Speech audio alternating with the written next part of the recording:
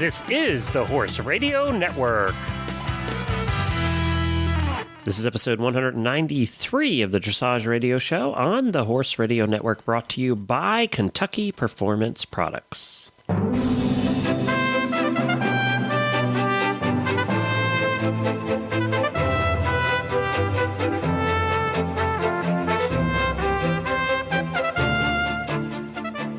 This is Reese Koffler-Stanfield from Loxahatchee, Florida.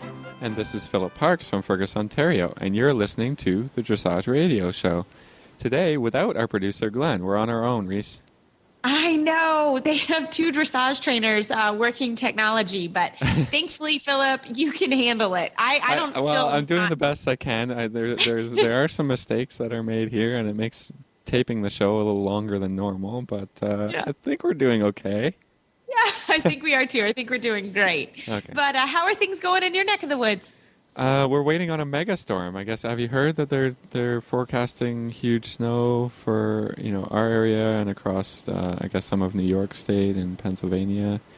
Another situation of two friends meeting or something. It looks terrible. So all you guys that are in the snow, I really, truly, this is when I'm very, very happy that I'm spending all the money that I'm spending to be down here. Yeah. Is when I see the mega storm coming. Yeah, I mean, they're not always right. So I'm just hoping that, we won't get all that snow and I'll be able to just drive to the barn tomorrow and go to work as normal, hopefully. Yeah. Oh, fingers crossed for everybody, for sure. All right. Well, in the meantime, we got a show to do. So what do we got today? What do we got coming up today? Well, do you want to hear a little bit about my Florida diary? Okay. Yeah. Yeah, of course. So we've had a great week down here. So you guys have all heard of me talking about my 4-year-old Denali. He won his first class this week. Yes, he did. Wonderful. It was really exciting. I think everybody who breeds horses and who slaves away from the time they're little, it was really a cool day for me, just even to go to a horse show. And we hacked down. It's about a mile hack from our barn, and we hacked down to white and fences? We rode our test. We did. We're in white fences, right, but so we hacked down to the showgrounds. Yeah. Yeah. Perfect. And he was the superstar. We hacked down on Saturday, and the show was Sunday, so we went back on Sunday. And it was a beautiful day, and I had a great time at a horse show. Funny as that is. Yeah. And and I was just so proud of him. He was so good, and at no point did I feel like my life was in danger. And he got his first blue ribbon. And it was a really fun day for me. And as a mom of a horse, I was very proud of him. So that was great. Nice to hear. Yeah, all the progress of Denali we hear week to week. And I know, week to week. He's finally a real horse. He is. So that's pretty exciting. At least today, or Sunday, he was a real horse. And then Cassandra Hummert Johnson, who came on the show, she's my young rider, actually received her gold medal this week. So that was pretty awesome. Yeah, as a coach. Yeah. We are having a good season. And so to be there as a coach and see, she's my first student to get their gold medal. So that was pretty awesome to be there. So the joke was I told her she was really nervous. And I think all of us that go for our medals, you just need to get that final score. And I told her, I said, Cassie, don't worry. Any day that you get it, I will take you to dinner at the restaurant of your choice. So her choice was the Cheesecake Factory. No problem. I will take make another choice in that town, by the way. But yeah, in West Palm Beach, maybe I would too. But I said, you got it. I will take you anytime. We will find a Cheesecake Factory. And she came out of the ring and she goes, I think we're going to the Cheesecake Factory tonight. And we did. We went to the Cheesecake Factory and celebrated. So it's been a great week this week. So lots of fun. And we have guests. Winnie, my black mare's owner, is in town, so that's been a lot of fun. Yeah. So yeah, just a party, right? You're just having a great time. And I'm thinking about having to dig my car out tomorrow morning. Wonderful. Yeah, I'm really. Yeah, I'm sorry to everybody for sure. So, but we have a really, really fun show. And actually at the schooling show, I saw Dr. Mary Beth Gordon, who is the Director of Research and New Products Development at the Purina Animal Nutrition. I saw her at the schooling show, and she's going to come on and talk to us a little bit about building a feeding program for your dressage horse today. Well, that sounds great. And I think we also have a friend of ours, JJ Tate, is going to give us a trainer tip. She was on the show a couple weeks ago talking about The Trainers Conference. the Trainers Conference. You're right. Yeah. And so she gave us a trainer tip at the same time. We're going to air it today, and I'm really looking forward to that. I know. That'll be great. So what's in the news this week? Well, let's see what we got. Cornerstone Event Management, organizer of several top California international dressage competitions, announced on Tuesday a partnership with Markel Insurance to launch a young horse talent search for horses of 4, 5, and 6 years old on the West Coast. They're going to offer more than $10,000 in prize money and awards for each division of training first and second level tests. Horses can earn an invitation to the finals in June with 2 scores of at least 65% in designated classes. So that's really exciting for people to be able to get their young horses out, and for there to be a little prize money there as incentive, because I think there's lots of great young horses that need to be recognized, and lots of great young horse riders and trainers that need to be recognized for some great riding and some great talent to keep bringing them along. So absolutely. And Markel Insurance, they are great supporters of the Young Horse program. So hopefully they'll bring it to the East Coast, and maybe Denali can go. We'll see. There we go. Yeah. I mean, it's nice to be able to get them out to shows and also have kind of incentive and some help in doing that financially, right? So that would be great. Great program. I love it because as we talked about, young horses, they don't get better unless they go, and it's not necessarily the most fun taking a young horse to their first shows, but I'm doing it, so you can too, everybody. Yeah, really, Reese is a wimp, so I mean. Yeah, I'm a wimp, so Philip always teases me. So applications are now being sought for the U.S. Dressage Team Technical Advisor and Chef to Keep. And as we know, both Ann Gribbins is as the technical advisor and Eva Solomon as the chef to keep are leaving USEF. So if you have any vacancies, the deadline is March 15th, and people can nominate individuals for that job at the USEF website. Is that something you want to do there, Reese? Or? No. No, that's a big time job. I think that's a huge job. Hard. Yeah, that's a hard job. That would not be, at least right now. Who knows in a few years? But right now, I will enjoy my own group of riders for sure. Right. Well, David Marcus and Chevrolet's Capital have continued their winning ways as they won the Wellington World Cup Freestyle, and are now at the top of the North American World Cup standings. So. He's a friend of the show. He's been on. He talked about his trip to the Olympics a little bit. And it's nice to see that, things are still going well for him. It's only the first anniversary of him riding Chevrolet's Capital in the CDI Grand Prix. So he's doing really well and great for Canada. That's what I like to see. I know. And as we talked about David, I've known David. We did Young Riders together. So I wish him all the best. I actually saw him yesterday, and he's really excited about that horse and how he's going and just how he's developing. He's the type of horse that right now here in Wellington, you can show any day of the week but Monday. So having that horse just out, he's showing a lot right now. And it's easy down here to show because they pretty much, not the CDI horses, but you can show during the week and the horses can sleep in their own beds. So it's kind of a neat development down here, especially if you have a horse that needs to get out a bunch. So I wish him luck for sure. Yeah, and second in the freestyle was Sweden's Tina Wilhelmsen-Sylvan on another horse, not Don Aurelio, a developing Grand Prix horse, Divertimento, and third was Jackie Brooks and De Niro, another Canadian. So, 2 Canadians in the top 3. That's nice to see.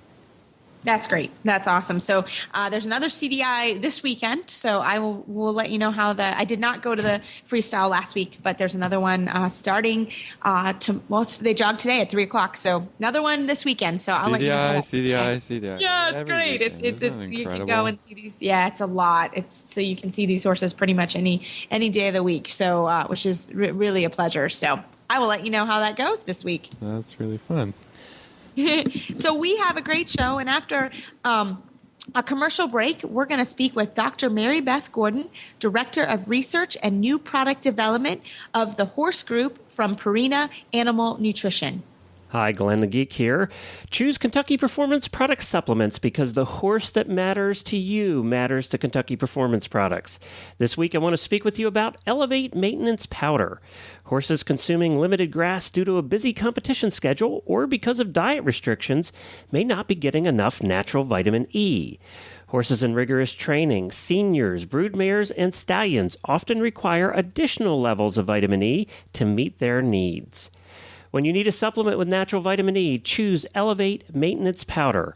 Affordable, effective, and research proven, Elevate Maintenance Powder's vitamin E is nature's most powerful antioxidant, protecting your horse on the cellular level. Elevate Maintenance Powder supports the strong immune system and healthy muscle function necessary for top performance. It's affordable and easy to feed, and you can learn more about this and all their products at kppusa.com. That's Kentucky Performance Products at kppusa.com. Hey, Mary Beth, thank you so much for coming on the show tonight. Hi, Reese. It's great to talk with you. I'm excited to be here. Well, you are just a dear friend of mine and a wonderful resource that I personally use all the time. But you're also a dressage rider. So I bumped into you at a schooling show the other day. That was so fun.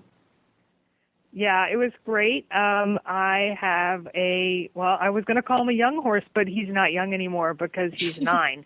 So I have a 9-year-old Westphalian gelding, and I show him in the adult amateur divisions in dressage, and we're just trying to get warmed up a little bit for some showing in Wellington. So we went out and did a second-level test, and my job was to work on my position and my pace during my ride. So that's what we were working on. How did it go? It was great. I watched my video. I have improvements in my position. My horse was perfectly behaved for his first time out down in Florida. We did not go over in school the day before. We just literally took him off the trailer, tacked him up, went in the ring. So I was really happy with our ride. Oh, that is so great. And I also went to the show, and also it was a wonderful day down here.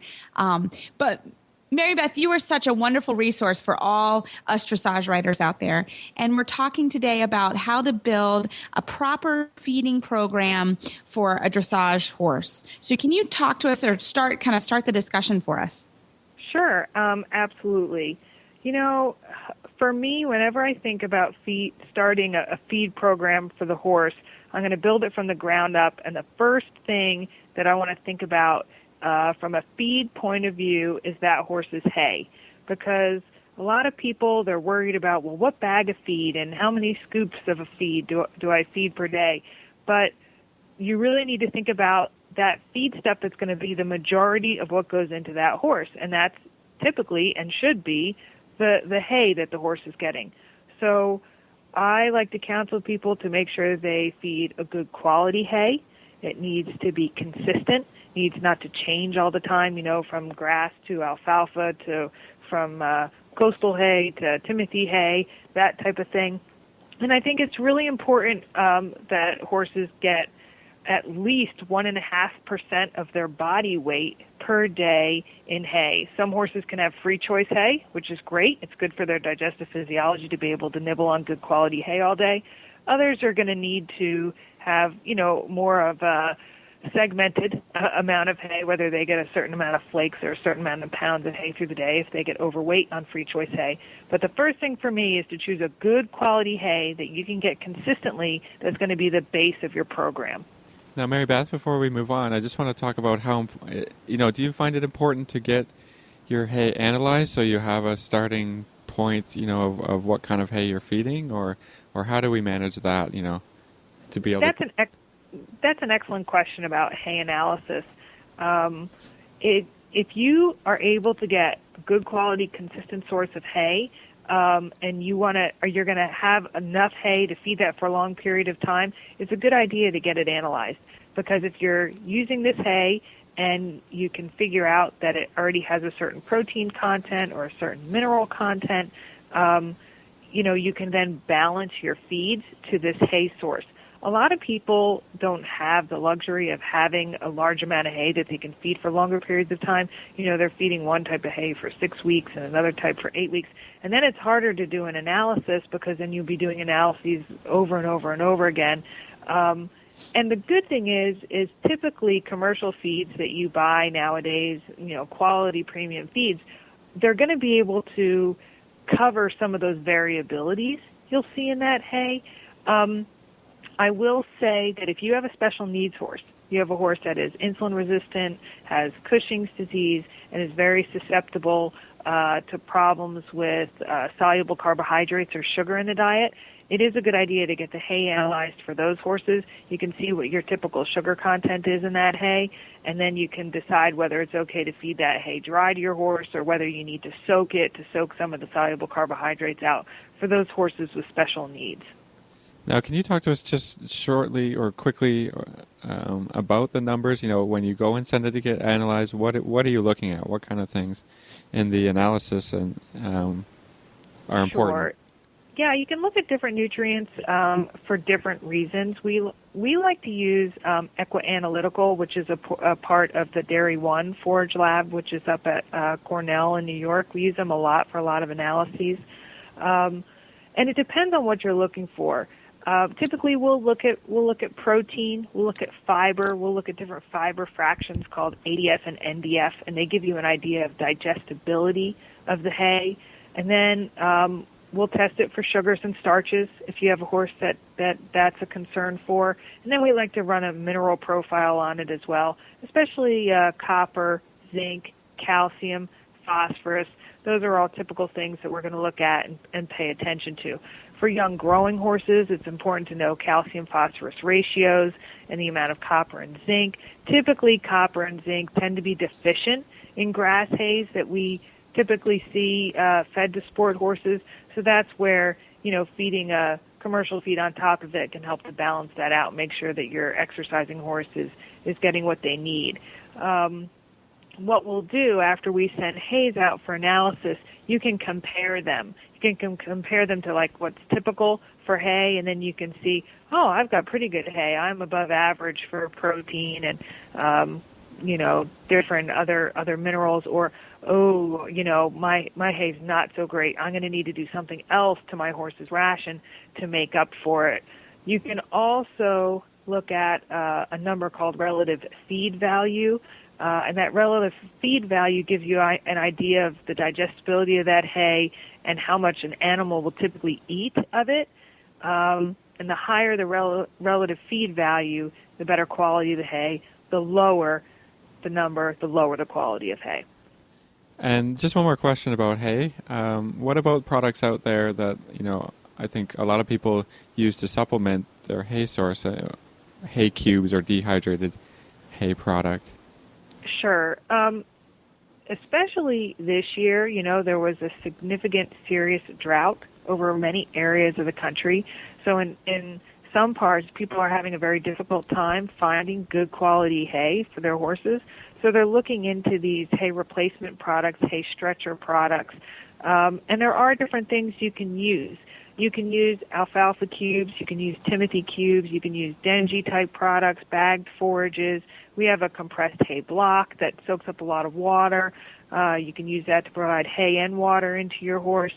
You can even stretch hay by using other types of fibers like beet pulp.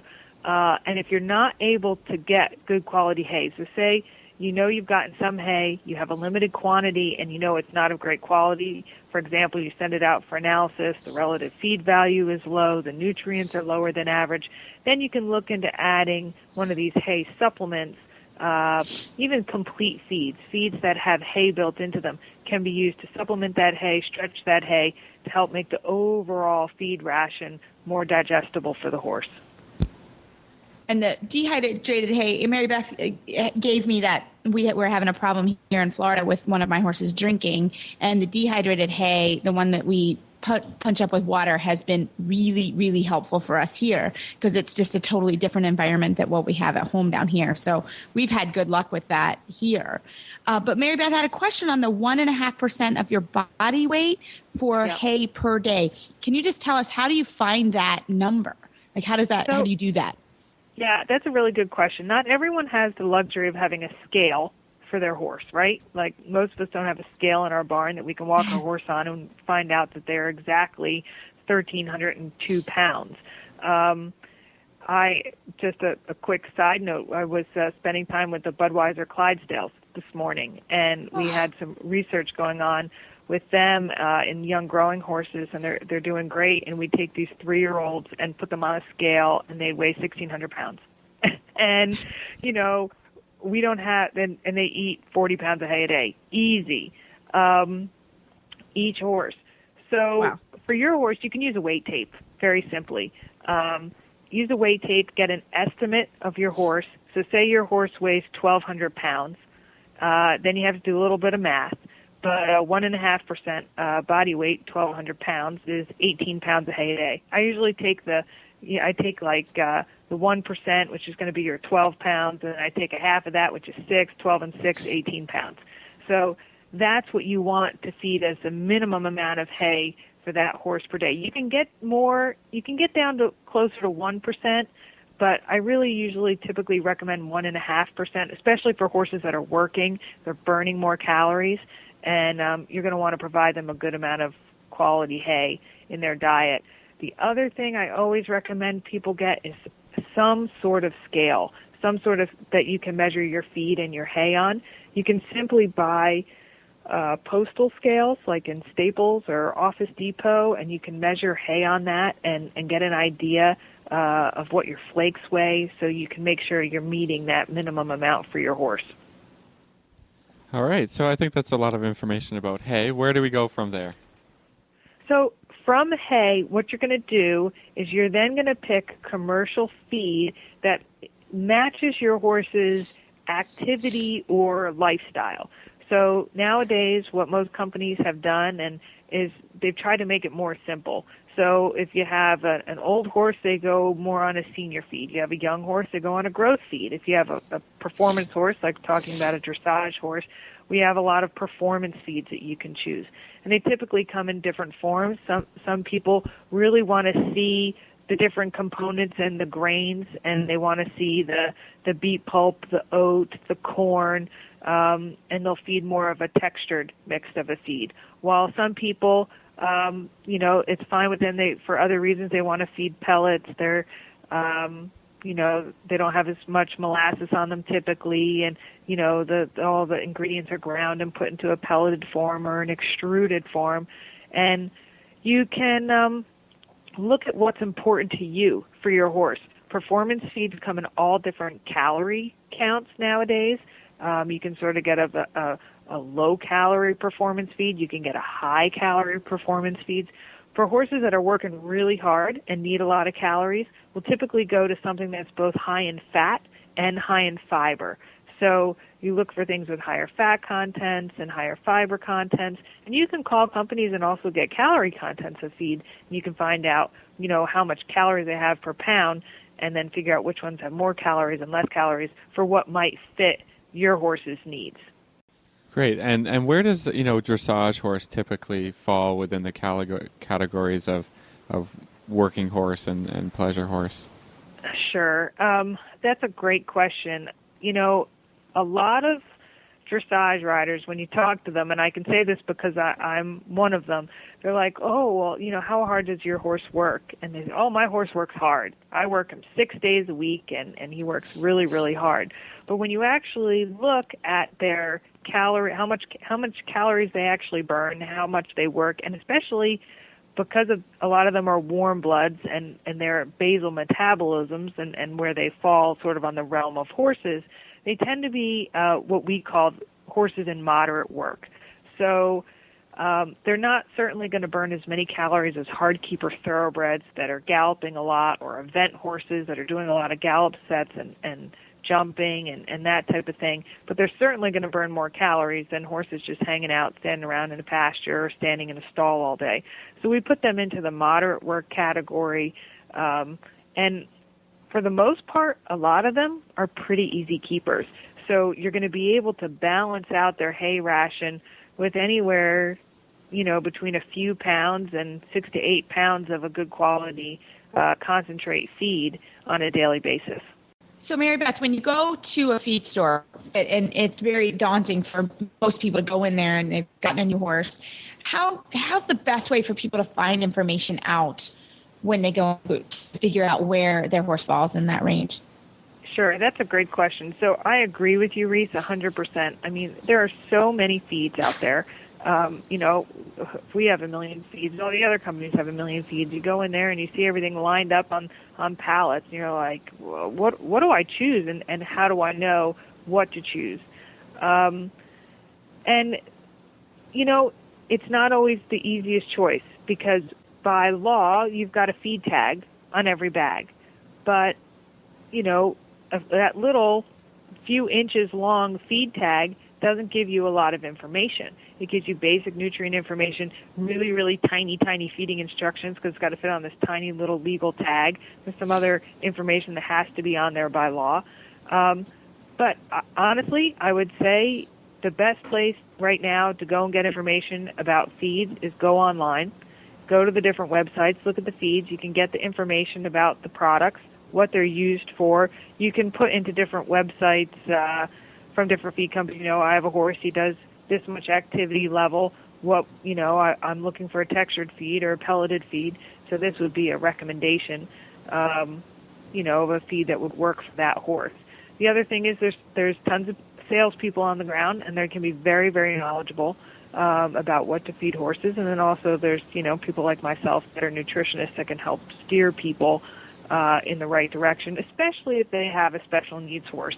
Because you get into some of these horses with a medical condition or, their workload has changed or something's changed drastically in their management. And there are things out there we can do for these horses to help them compete well and feel their best.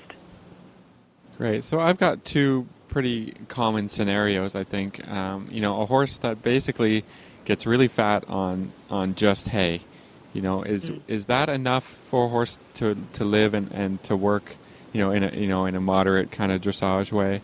Or is there, there's a lot of supplements out there. There's a lot of, vitamin additives. What should we be looking for a horse like that?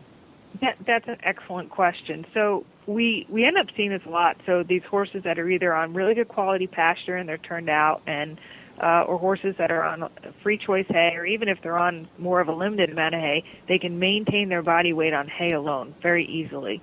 And what we will typically do is we like to feed them a ration balancer, what we call a ration balancer. They come typically as pellets. They have a significant amount of protein into them. They'll tend to be higher in protein, like 30%, 32% levels of protein. And then they're pretty highly fortified in vitamins and minerals as well. And people get worried. They're like, whoa, I have an Easy Keeper horse, and now you suddenly want me to feed them a 32% protein feed? Well, that's crazy. But the whole realm around that is you only feed them 1 pound of that feed, and that's all they get all day. So you have an Easy Keeper. You don't want to put a lot more calories into them because they're already maintaining their body weight. But you do need to balance out the forage in their diet with good quality protein, vitamins, and minerals. And that's what this 1 pound of feed will do. And what I like to tell people is if you see a 30% protein feed and you feed 1 pound a day, that's the same amount of protein as if you're feeding a 10% protein feed, but you feed 3 pounds of that feed a day. So it's that highly concentrated protein, vitamins, and minerals to balance out the forage for that Easy Keeper. And then the other thing, too, for these Easy Keepers, sometimes you have to limit their hay. There's some really great hay nets. Nowadays, you can get these little nibble nets and small hole hay nets, and you can sort of lengthen the amount of time it takes these horses to eat, and that helps with the management of these Easy Keepers. Great. All right. And my second scenario is a horse that's in work is a little bit on the skinny side, but also a little bit on the nervous side. I mean, in dressage, we always talk about, well, we need our energy, but we don't want to make them, hotter or nervous or give them the wrong type of energy, if that makes sense. Maybe you can give some recommendations for that. No, that's another great question as well. So if you've got these horses that are a little harder keepers and they're working really hard and they may be that little nervous type, what we'll use for them is we use fat supplements in the diet. So first of all, one, we make sure those horses have really good quality hay in front of them and are eating all day long. Good for their guts, good for their brains. Try to get them a little turnout if they can tolerate turnout, that sort of thing. And then we'll use a higher fat and fiber feed And we can even use fat supplements. There's some really good fat supplements nowadays that they're well balanced themselves in vitamins and minerals. They're mixtures of flaxseed, rice bran, oils. Gone are the days that the best thing to do for your horse for a fat supplement is to just glug some corn oil on top of their feed. I mean, it's not a bad thing to do, but we can do a better job and do it in a more palatable way with more of these balanced fat supplements. Well, Mary Beth, we could keep you all night. I know our listeners are loving hearing from you, and it's such an honor to have you as a resource for me. But if people wanted to ask you some questions, is there a way that they could reach you online? Sure. There's a couple different ways they can reach us. They can reach us anytime through our customer service, through our website at Purina Mills. And we also have we have a blog. We have the Purina Research blog, and they can go on there and they can ask questions, comments about blogs, and reach us that way. And they can absolutely get a hold of us, and we can help people out. Great. Well, everyone at Purina Mills is very, very helpful. And Mary Beth also knows the struggles of being a dressage rider. So Mary Beth, thanks so much for all your help, and we will talk to you soon. Thank you too, Reese. It's lots of fun. Have a great night. After this commercial break, Philip and I are going to start a new segment, a two-week segment, talking about the 10 habits of highly effective dressage riders. Hi all, Glenn the Geek here, and we're excited to bring you a special offer for Horse Radio Network listeners from one of my favorite companies, and that is Audible.com. Audible.com is the premier provider of digital audiobooks. Audible has over 85,000 titles to choose from in every genre: thrillers, business, romance, comedy, sci-fi, sports, and so much more. Audible titles play on your iPhone, your Kindle, your Android, or more than 500 different devices that you can listen anytime, anywhere. My wife and I love Audible books. We've been a member of Audible since 2004 and have listened to over 100 books with Audible. What horse person, who has time as a horse person to sit down and to read a book anymore? Yet I found the time to listen to books on Audible. When I'm not listening to podcasts while I'm riding, cleaning stalls, or at the gym or driving, I'm listening to Audible books. And for the listeners of the Horse Radio Network, Audible is offering a free audiobook download with a free 14-day trial to give you a chance to check out their service. All you have to do is go to audibletrial.com/HRN.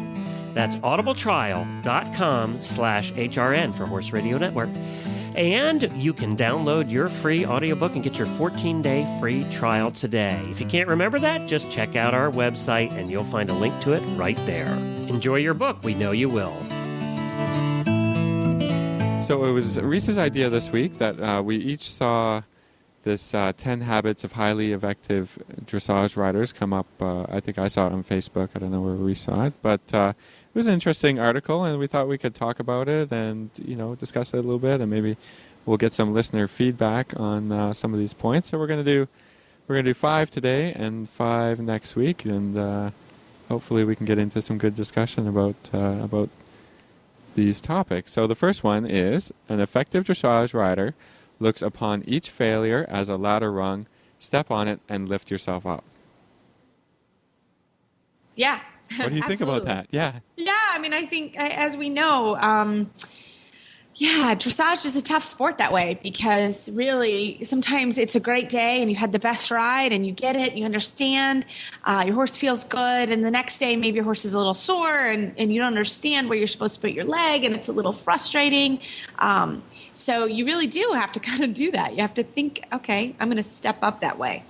Yeah, I think, there's a lot of cliches for this situation that failure is not in the end it doesn't have to be a failure. It's there's a ton of learning opportunities, right? And so each problem is a chance to fix something or make something better, and and not to get down about it. I think there's a lot more problems than there are successes when you train a horse. There's a lot of things that can go wrong, and it takes a lot of good things to come together to have a great rider or a great test or get a great score. So I think you just got to keep working on it, and trying to figure out with your trainer, with whether it's a nutrition thing, like you need a whole team behind you to really to make it work, and to make the horse do its job, and for everybody to have success. So that's a good point, and that's a good number one, right? Because Yeah, you're absolutely. going to fail before you succeed. That's for sure.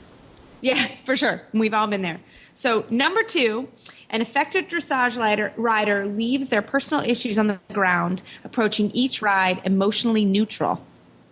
I like this one. This is a really hard thing to do. It is very hard to do. I think. Especially for an amateur who has work problems, or you can't bring that to the barn, and I think a lot of people come to the barn and want to ride to kind of help you let that stuff go, and I think you gotta do it before you put your foot over the saddle. That's really tough.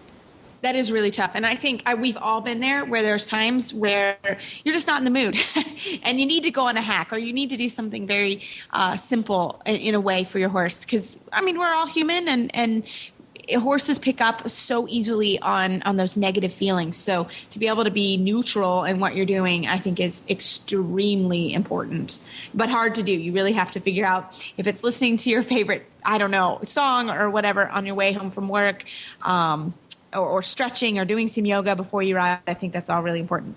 Yeah, I think you bring up a good point about doing something different, maybe hacking or whatever. I think, even if you have a lesson scheduled for that day and you're just not ready to approach it, or, talk to your trainer about how you're feeling that day, because if there's something that's going to affect your performance, the person on the ground needs to know, right? And I think that's a communication thing, and I don't mind if somebody says, listen, I just, there's some other stuff going on, I just can't do it today. And I think that's better than getting halfway and being exacerbated and making the problems worse, then it's just not going to work. You got to get on, and you got to be ready to ride, mentally, physically, and then you can have success and do a good job. If you're not, then it probably is not going to go very well. Right, exactly. And your trainer, if somebody says that to me, then I go get my boots on and I'll ride the horse for the hour. Yeah, perfect. No right? problem. Yeah, absolutely. Making sure the horse has a positive experience, and that you can leave some of that stuff at home or at work or wherever the extra stress came from. Exactly. So the third one is effective dressage riders make themselves the calm baseline that their equine partner can rely on all times.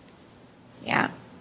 Yeah, this is a big one. I find this one's the hardest one right around showtime, because, typically you are relatively calm, or you're in the same mind frame, I think, when you when you're not showing. But people get so nervous going into horse shows, and that really will change the horses, where they are. Yeah, I think you really need to have a plan. You can't say, well, I just won't get nervous. That doesn't work. I think you have to plan how to deal with the stress and how to make the situation positive for you and your horse, and come up with a way that's going to work. Like you said, maybe listening to some calming music or something, because for sure, if you're nervous, you're not being that calm baseline for your horse, and you're not going to have a positive experience. So, plan for the problems and make a plan on how to deal with them, and then your horse can look to you for confidence and trust, and then you're really working on your partnership. I think that's really, really important. Yeah, I like that. So number 4, an effective dressage rider owns their personal space both on and off the horse. And I think this is interesting. Basically, what they're talking about is a stallion keeps his own personal space, and he has his own presence. And they're also saying that riders need to maintain that same exemplary posture, both on and off the horse, carry yourself, be organized, these types of things, so that our equine partner feels that same kind of aura around us. Does that make sense? I think, this is related to number 3, I think, but you want to be calm, but not really passive, right? If you're going to be, you have to be the confident leader. And so this one is I think, more about confidence rather than calmness. This is about, you can direct the horse where to go when you're on there. You want to be calm, but you don't want the horse to be leading you all around. And and just because he's, relatively relaxed that you're doing a good job. I think, you gotta really plan for your test and, go here, do this, that the horse is listening and paying attention to you and not paying attention to everything else in the ring, and that the rider is not allowing this to happen, because it can go pretty bad pretty quick, or, they get scared by something because you're relaxed, but you're not pushing them on a little bit. You're not being confident and really taking charge, taking the reins, as it were, right? To really to make sure that you're going to have a positive experience. You have to tell the horse what to do a little bit. Not aggressive, but confident and just carrying yourself a certain way. Yeah, I always like to say that we're the drivers. They're not the drivers. Horses aren't actually very good drivers. That's when we get into trouble. Yeah. So it's like, I'm the driver. You have to, and they have to respect that you're the one. Right. You're the one at the lead there. Yeah, that you got a good steering wheel, a gas, and a brake, right? And if you don't, you've got to be able to get on. You got to be able to get on and get that done a little bit before you ever enter the ring, and give the horse confidence, and that he can follow you, or she can follow you into the warm up, into the ring, into the test, through the whole thing. Exactly. And the fifth thing for today is an effective dressage rider has trained their inner voice to be either positive or constructively negative, never defeating. Yeah, that one's huge. I think as you get more time, especially in a test, it certainly has to be trained. A lot of my students will make a mistake, and you can just see their heads go down, and you can just think, I made a mistake. I did the wrong thing. And what you have to say is, okay, I did it. I made a mistake. Now I have my single flying change, or my one-time changes, or whatever it is. You can't sort of say, oh my gosh, kind of curl up and think, oh, I'm never going to be able to do it. I'm never, that's really hard to do. And I think you really have to train this part. I think, I think you really have to ride a balance between, being positive and also being constructively negative. So I really like the wording here, because you don't want to get yourself down, but you also want to be working on getting better, right? I mean, if things didn't go great, it's good to be positive about the experience, but also look at it and how is it going to get better? What am I going to do better next time? But for sure not going, oh, that was just terrible. I did everything wrong. My horse is junk. Or, he did everything wrong. I mean, that's not going to help any kind of situation. I think it's, you have to say, well, there were some good things. That's why I would say there were some good things. Here's what they are. And there were some not so good things. And now I need to develop a plan how to make those things that I didn't do a good job of better, or that the horse had a little issue with. How am I going to get that better? And I think, again, communication with your coach or trainer or person on the ground to say, what do you think about that? What could I have done? Work on it in a constructive way to really make sure that the experience is not lost. I think if you just think, oh, it was terrible, the whole thing was terrible, I didn't even know what I was doing, then you aren't going to get better, right? Because there's nothing constructive about that. There's nothing to say, oh, well, here my halt, I needed a little bit more forward, or then you'll go in and you'll do the exact same thing again because you didn't develop a plan to make it better. So exactly. I think these are all really wonderful points, and that's why we wanted to bring them up with all of our listeners, because I found it kind of an interesting article and good tips for everybody who wants to, ride better and learn how to do a better job. Exactly. So we will have the next 5 next week, so you have to tune in to hear the rest of the list. But we're looking forward to now, Philip, we've got a great trainer tip from our good friend of the show, JJ Tate. Well, we are very happy to have JJ Tate back on the Dressage Radio Show to give us a trainer tip for the week. JJ, what's your tip for the week? My trainer tip is based around the idea that everyone should be able to focus a little bit better on their preparation for things. And I really call that like purposeful riding. This is just something that I deal with all my students pretty much all the time, in clinics and daily, even down here in Florida, that, there's so often a lack of clarity in the aids. And sometimes, my riders get a little bit too focused on a pattern, and that they should really, truly stay focused on their feeling and be able to make sure that they don't just have to make a half out into the corner because it's the corner, but really just always checking that the horse is waiting for you. And when I talk about purposeful riding, that even happens in the walk. A lot of my riders get on and kind of lollygag around, and I'm always like, you got to make sure you're on your way somewhere. That there's purpose in that, not only purpose in the horse's body, but purpose in the rider's intention. And I feel, something that really drives me crazy is when the rider is attempting to do something and the horse just, doesn't really do it right, and they just go and haul it off and smack it with the whip. Nothing boils my blood more than that.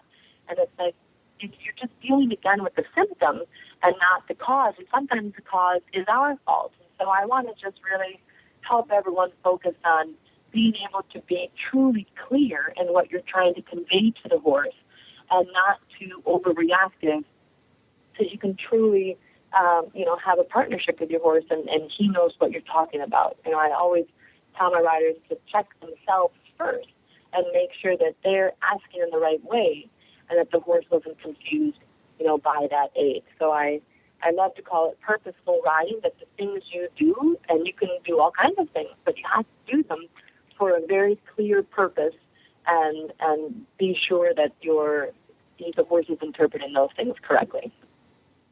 Yeah, I agree completely with this. You really have to know what you're doing, why you're doing it, and have a good outcome. For our listeners, JJ, maybe you want to give an example of an exercise or something where this would, this kind of thing comes into play a lot, or if you can give us an example, just to be clear. For sure. I had one this morning, and I would say, for like the lower level rider, I would definitely say keeping the horse in the canter can be a really tricky thing.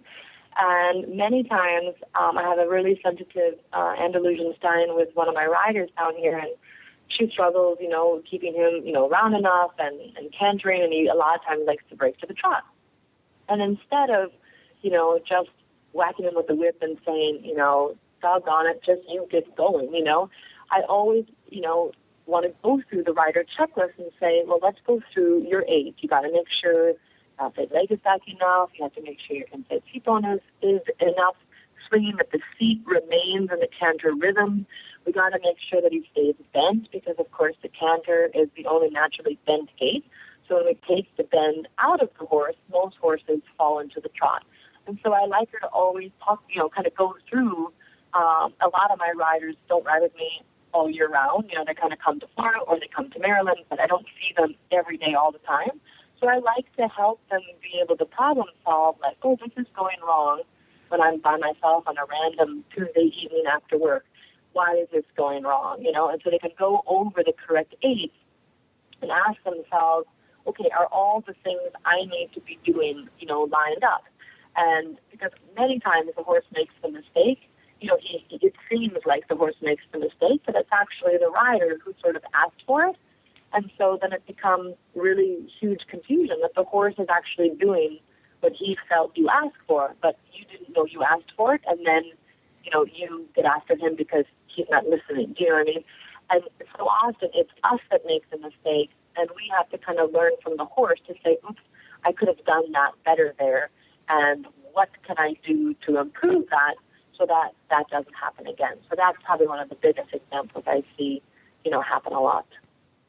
No, I think that's great. And I think as trainers, it's always good for us to make sure that our students are understanding, what are the aids. And I think we should all challenge our students, and even when we are students and taking lessons, how important it is that if you don't understand what the aids should be, to ask questions. So JJ, Can you give us some tips, for our listeners? If you aren't having regular instruction, are there places that you can go to find out some of this information? Absolutely. I mean, I think dressageclinic.com is an excellent source of, you can watch just a ton of lessons and get to know, even really top famous people. You can watch lessons with Stefan. I think actually part of the trainers conference, all these special events, a lot of times those are on there. And, I think it's important to also, a lot of us are visual learners, and I think it's important to know what kind of learner you are, visual, kinesthetic, or auditory.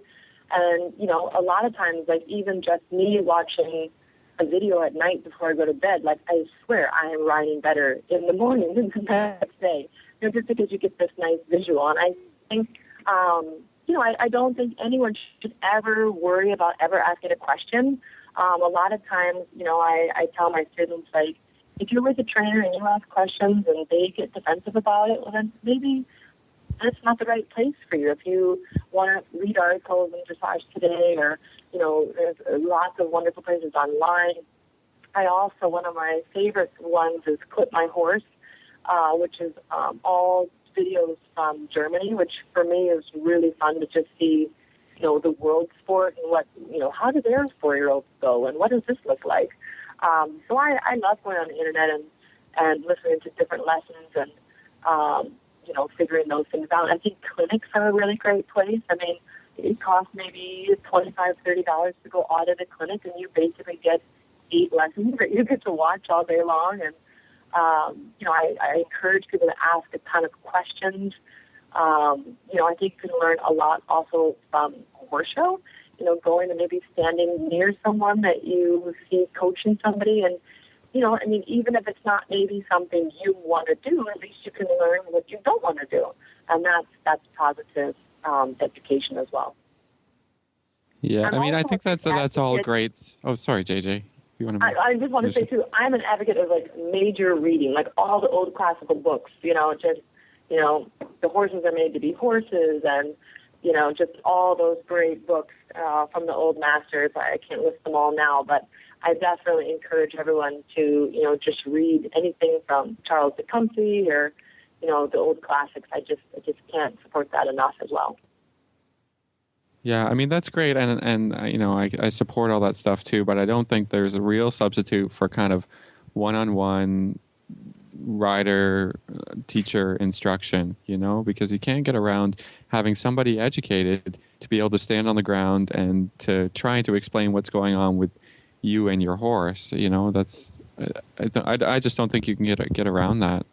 I agree. Yeah, you know, to spend as much money as you can on a really great coach and somebody that's willing to converse with you, to explain things so that things, you know, become clear in your head. You know, because, you know, from other videos and other lessons, it doesn't always apply to you, you know, and even if, especially when you're just starting out or you're starting into a new level,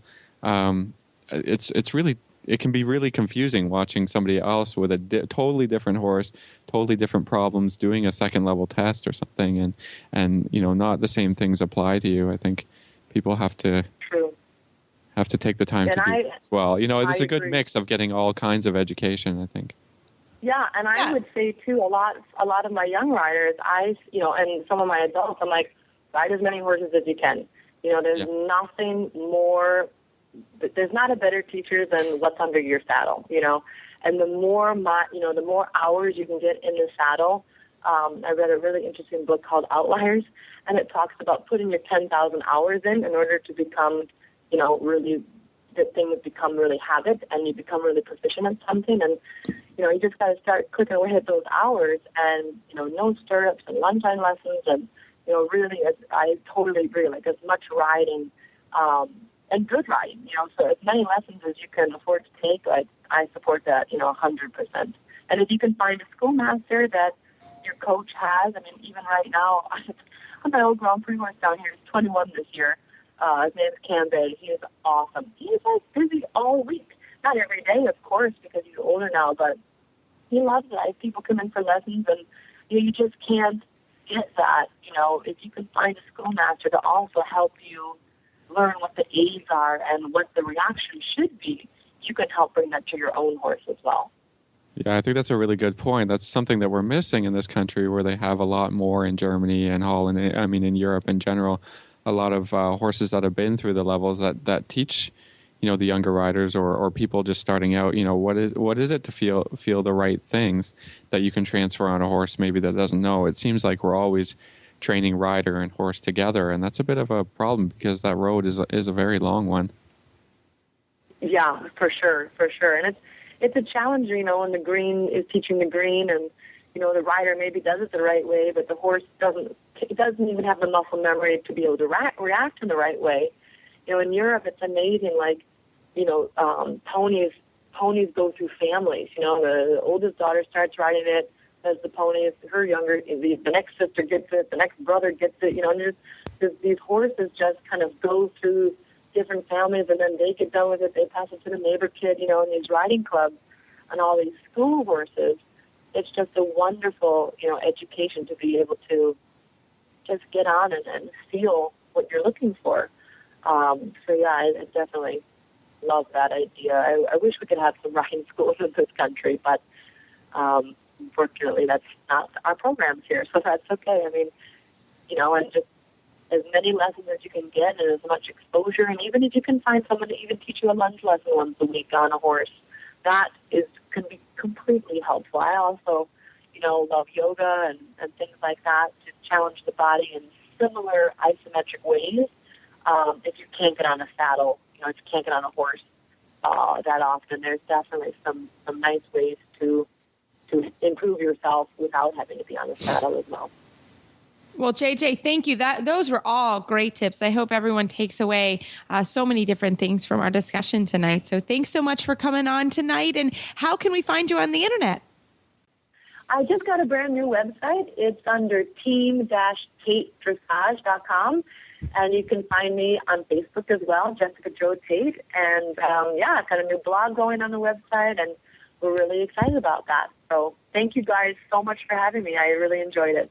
All right, Reese. Well, I think that was a great show. We had lots to talk about, and the nutrition thing I think is helpful for everyone because, things are always changing. They're developing new products, coming up with different ideas about how to do horse feed. I mean, it's not just oats and corn anymore, right? Exactly. So lots of help out there. And as Mary Beth said, there are lots of people, but there's also great research online too. So if you ever have questions, it's a good place to start. Yeah, and if you have any questions that you would like us to ask or bring topic to the show, nutrition-wise or anything else, feel free to let us know. This week we got a great email from our friend Vera Rubasova. She's written into the show before and given us some great ideas, and she was just complimenting us on our last show and having Nicholas Fife on, who did a great job for us in a trainer tip about rider position. So thank you, Vera, for sending us an email. We love to get emails and feedback and things that will help us make the show better for our listeners. Exactly. So you can find our show notes and links to today's guest on our website at dressageradio.com. You can like us on Facebook. Just search Dressage Radio Show. You can follow us on Twitter at Horse Radio. My website is maplecrestfarmky.com, and my email is reese@horseradionetwork.com. You can find me at philipparksequestrian.com, and my email is philip@horseradionetwork.com. I'd like to thank our sponsors, and don't forget to check out all the other shows on the Horse Radio Network at horseradionetwork.com. And hopefully, next week, we will have Glenn back, and I won't have to do the technical part. I don't know, Philip. I think you've done a really good job. So congratulations. I'm glad you do that and not me.